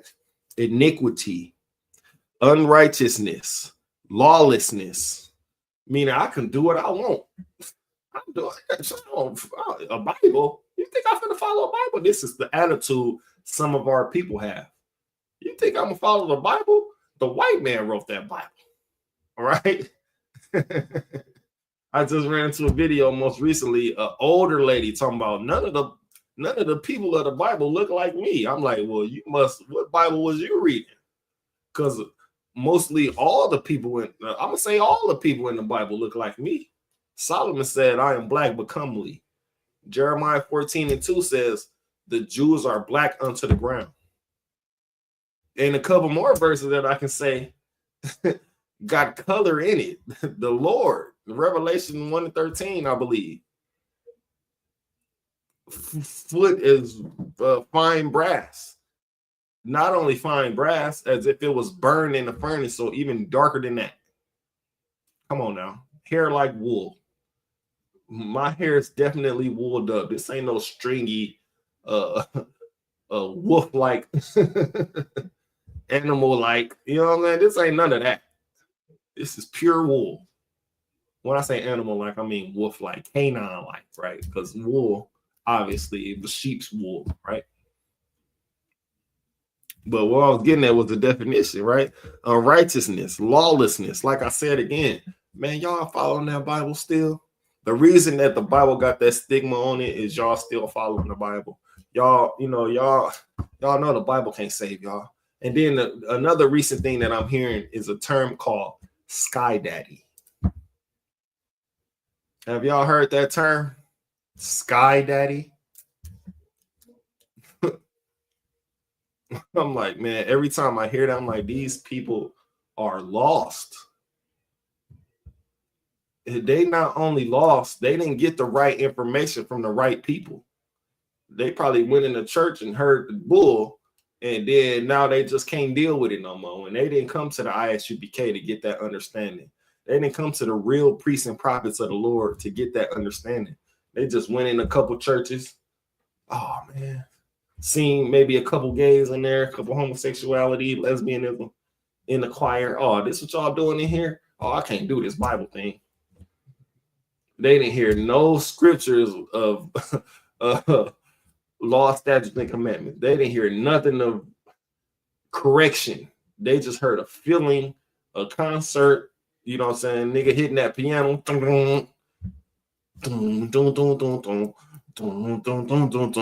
what I'm saying? And then they was just over the Bible. But if they want to really learn, they will learn from the men in the ISUPK. We really live and teach the Bible in the correct way.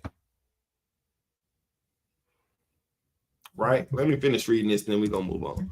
This is the definition. And the reason why I keep getting hung up on the definition of iniquity is because I have to break this down, because people, like I said, people do be like, well, y'all still follow the Bible? Or lawlessness. Oh, I'm going to do what I want to do. I do whatever I want to do every day. I eat what I want to eat. You know what I'm saying? I have relations who I want to have relations with. When that's against the Bible, man. You can't live like that. That's lawlessness, man. And like I said, you don't want to be on the wrong side of the Lord's wrath, because you never know how it's coming to you. It might come to you in many forms. And at the end of the day, the Lord does have mercy on you, but he teaches lessons. It's a lesson to be learned every day. It's a what I was telling my rib earlier, it's a test every day. You get tested in so many ways every day. And how you gonna pass it is on you. How you gonna take that test and, you know what I'm saying, not let it take you down that wrong path. It's all on you. Right? Let me finish this, man. Lawlessness. The Bible often uses the word to describe evil and wickedness. Iniquity can suggest different types of evil, such as transgressions of spiritual law and crimes against God, moral or illegal wrongs, moral or legal wrongs, depravity, and sin in general.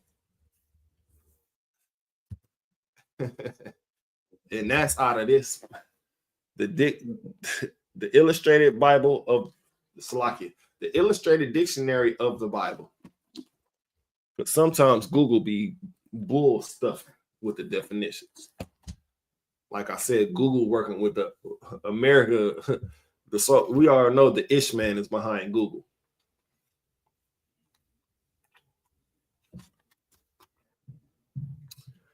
Right?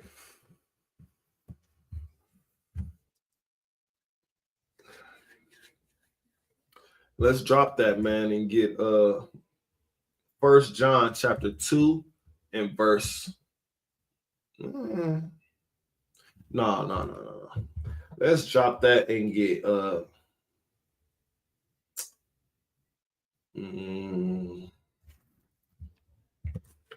let's drop that and get. Yeah, we can do this. Get Isaiah.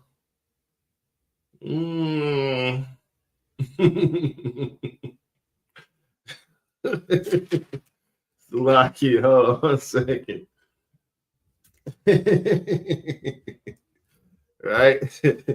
I'm laughing because when I look at what I have here, it don't pertain to what I'm talking about. So, but I still can read it, but it don't pertain to what I'm talking about at the time, right?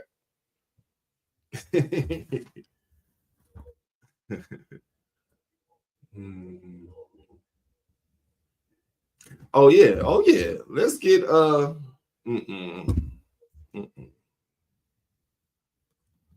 Well, yeah, we can get 2 Timothy chapter 3. 2 Timothy chapter 3.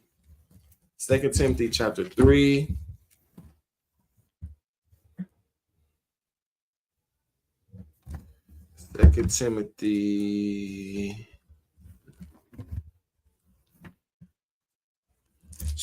3, verse 12.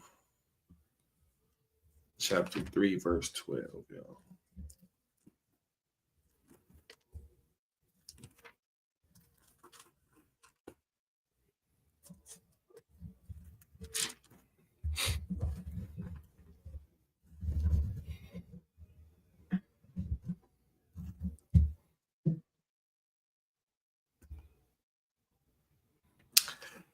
This is perfect right here. Right? Because like I said, every day you go through a test. In every which way, there's a test to be going to be passed or failed. You know? uh this is what 2 Timothy chapter 3, verse 12 is all about right here.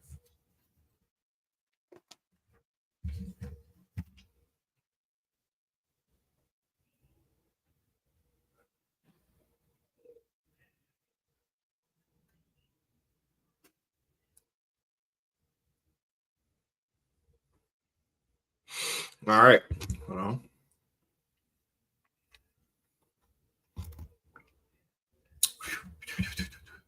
This is the book of 2 Timothy, chapter 3, verse 12, right?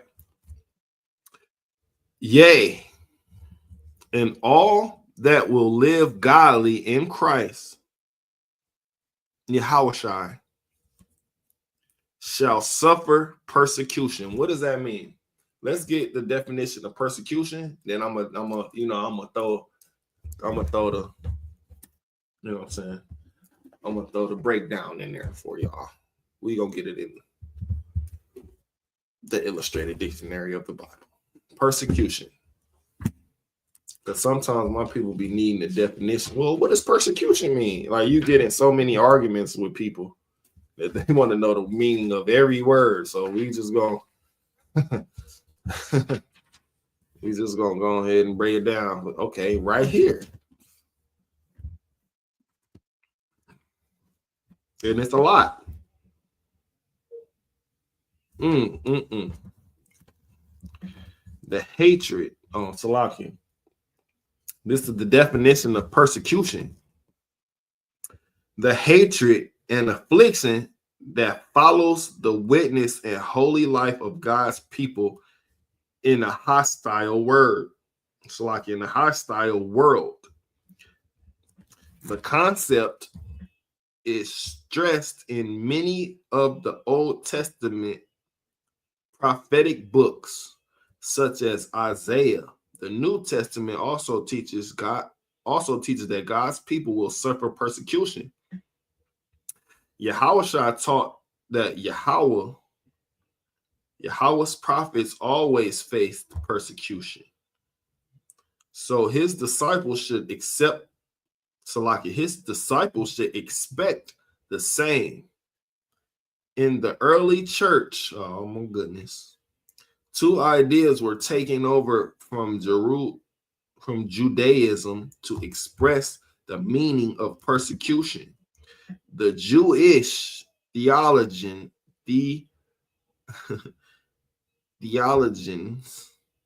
taught that the death of the righteous sufferer have redemptive value.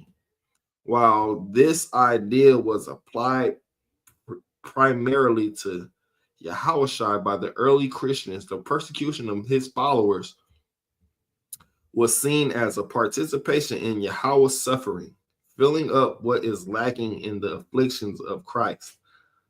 A good statement of this is that a Tertullian, the blood of the martyrs is the seed of the church. Now that was a lot, right? Well, we just going to get the main thing that the persecution word means. The rest of it was filler. I mean, I don't want to say filler, but was like things that happened back then, or it wasn't really a definition, but the first part was. So the definition of persecution was the hatred and affliction that follows the witness of the holy life of God's people in a hostile world. The concept is stressed in many of the Old Testament prophetic books, such as Isaiah. The New Testament also teaches that God's people will suffer persecution, which is the hatred and affliction that follows the witness of the holy life of God's people in a hostile world. We live in a hostile world, right? I was just talking to somebody earlier, like I was saying, I think earlier, when I was like, well, what's wrong with being homophobic? What's wrong with not agreeing with homosexuality or lesbianism? You can actually, if you go on Instagram or Facebook, you can actually get like a strike or ban for saying I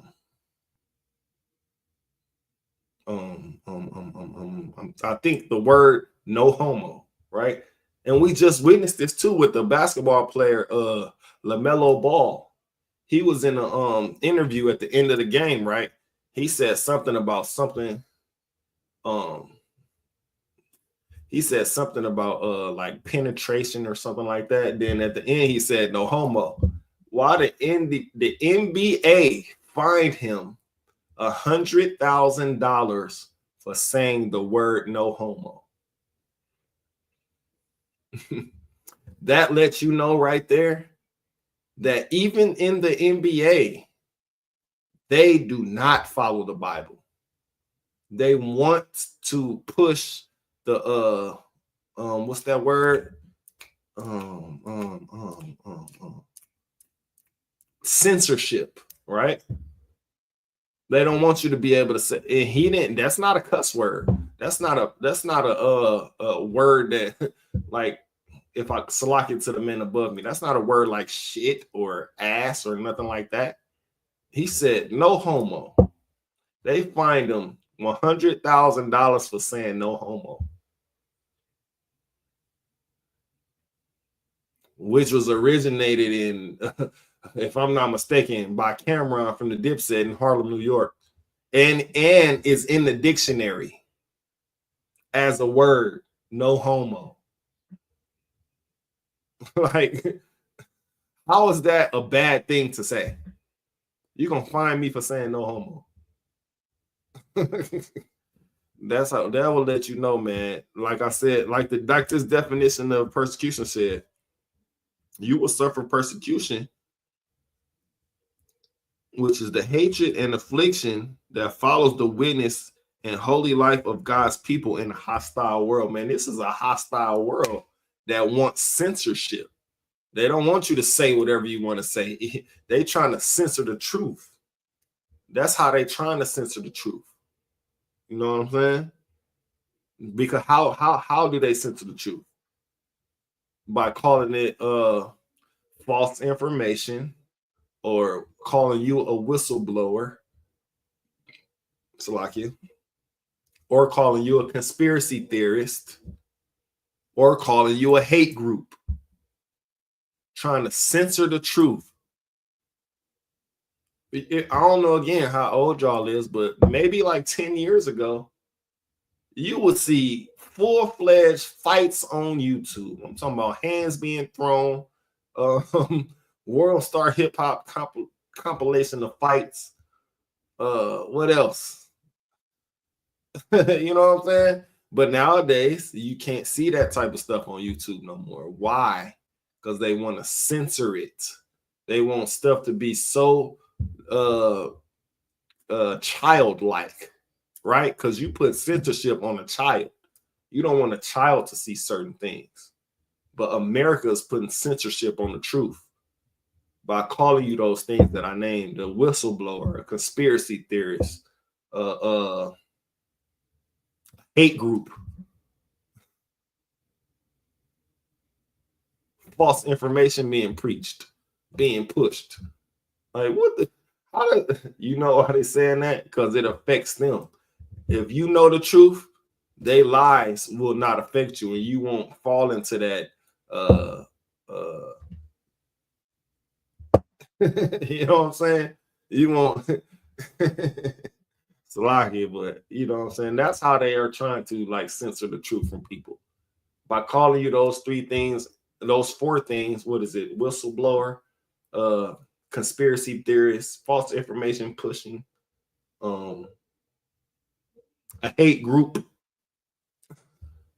If you known as those four things, then it's easy to dismiss that, because you're a conspiracy theorist. Why would I believe that? You're a whistleblower. Why would I believe that? You're pushing false information. You're a hate group. We suffering persecution in a hostile world. Meaning, man, if you and it's weird because even it's still to this day, not only with the truth telling stuff, like, well, yeah, with the truth telling stuff, don't let you have been in an industry before or have been in like in their circles and out in certain behaviors that they do. Oh, you coming up unalived in the next week or so or month, and they gonna chalk it up to overdose, or don't let you be a rapper. That's their favorite thing to say, that you overdosed. Man, so y'all have to be careful out there, man. In all ways, shapes, and forms, man, because this world is going down. This America, they not telling you what you need to be told. That's why the ISUPK is so important, because we gonna get to the bottom of what's going on, and we gonna tell the truth about it. And if you touch or harm one of us, you gonna have to deal with the wrath of the Lord. That's just the bottom line. That's just the bottom line, man. And what is that alarm going? Anyways, man. And with that, man, this has been the ISUPK, man. ISUPK coming out of 1 West 125th Street, Harlem, New York, under Commanding General Yohana. We got Operation Reservation coming up. If you can donate some clothes, that'll be appreciated. Just clothes you don't wear, or old clothes that have been piling up, washed and clean though. Don't just be sending them fresh off your tail in here. Slacking. But we got Operation Reservation and if you could, winter clothes. We need hats, scarves, gloves, coats. You know what I'm saying? Winter jumpsuits. I mean, what's that? When people go skiing and such, they wear that winter jumpsuit. Those are very important. Boys, girls clothes, anything you can donate, if you could, we would appreciate that. This has been the ISUPK Milwaukee. I am Officer Kananya.